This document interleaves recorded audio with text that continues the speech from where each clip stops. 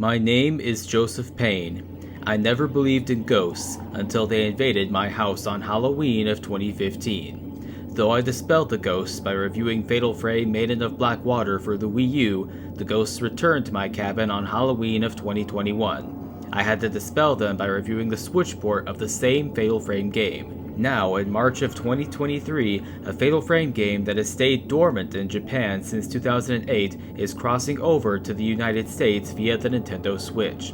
Thanks to Koei Tecmo America sending me a copy of this remastered fourth game in the series, I'm able to face the ghosts on their turf before they can invade mine. With no big camera crews following us around, I'm joined only by my fellow investigators, Salem the Cat and Arnold Schwarzenegger. Together the three of us will spend the night locked down with this game from dusk until dawn. These are our ghost adventures, no copyright infringement intended, in Fatal Frame Mask of the Lunar Eclipse for the Nintendo Switch. To learn more background on this game, you can watch our review of the Japanese Wii original that was published last Halloween.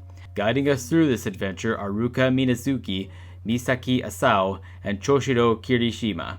Ruka explained to us that she was once held captive on Rogetsu Island at the age of 7, and that she has returned to the island to seek answers about her abduction. Like any Fatal Frame story, this one is full of mystery, terror, and supernatural forces that we can only hope to understand. Before we go in, I check out our stationary camera footage to see how the game looks 15 years later on this high-def portable system. Dude, this game looks much better than it did on the Wii.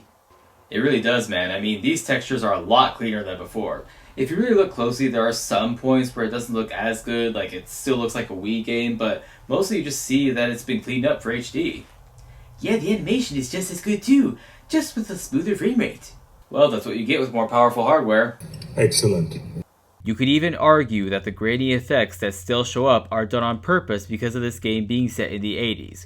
Like any remastered Wii game, it does look better than it did before, but you can tell the graphics weren't redone from scratch. You still know this is a game from 2008. Did any of the characters let you interview them?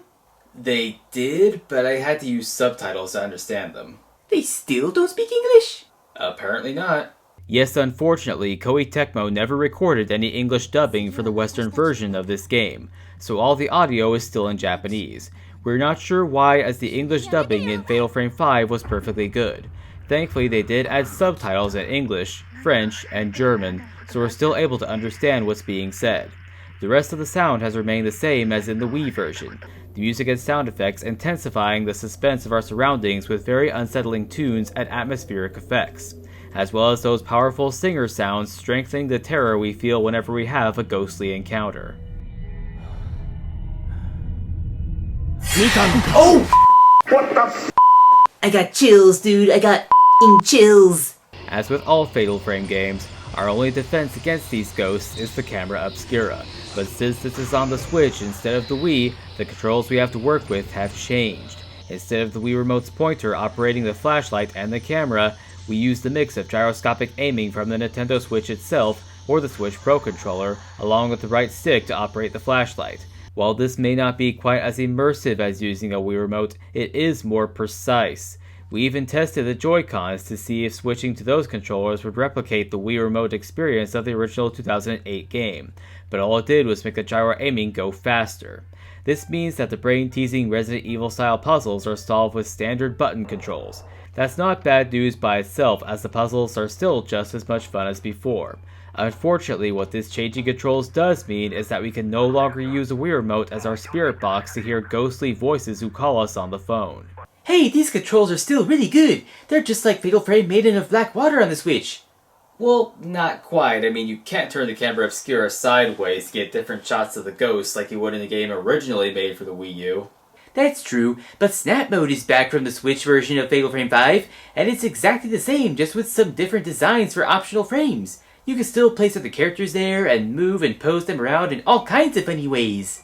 Some modern Instagram type of comedy for your horror game. It's showtime! Even though certain Wii motion control elements are gone, the Switch version of Fatal Frame Mask of the Lunar Eclipse carries over the rest of the elements that made the original game such a scary and fun time. The horror is very well executed as the ghost fights are perfectly balanced with exploring the creepy setting, searching for files, health items, more powerful film, new lenses, keys, and other important objects, as well as the wandering spirits to snap pictures of before they vanish for extra points. It has a great RPG element in how we can use found gems to upgrade our camera and make it a more powerful defensive weapon against our supernatural foes.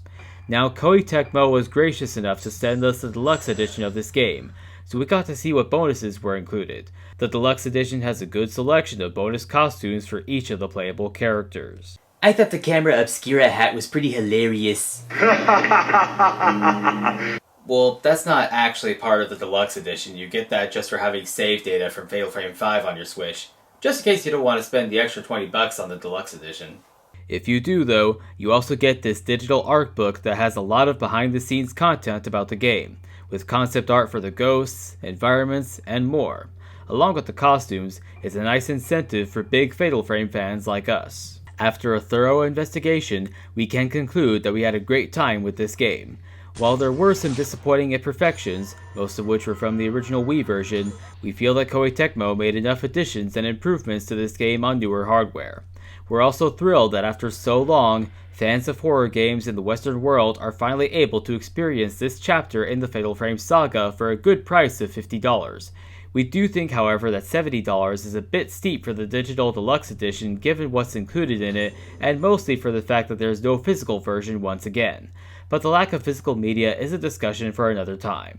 For now, I personally recommend that any horror fans out there purchase at least the regular version to show Koei Tecmo and Nintendo that we want more Fatal Frame games on Nintendo platforms. If you enjoyed this review, please consider supporting us on Patreon like these guys.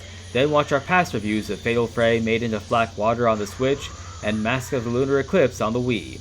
Tune in next time for more Ghost Adventures.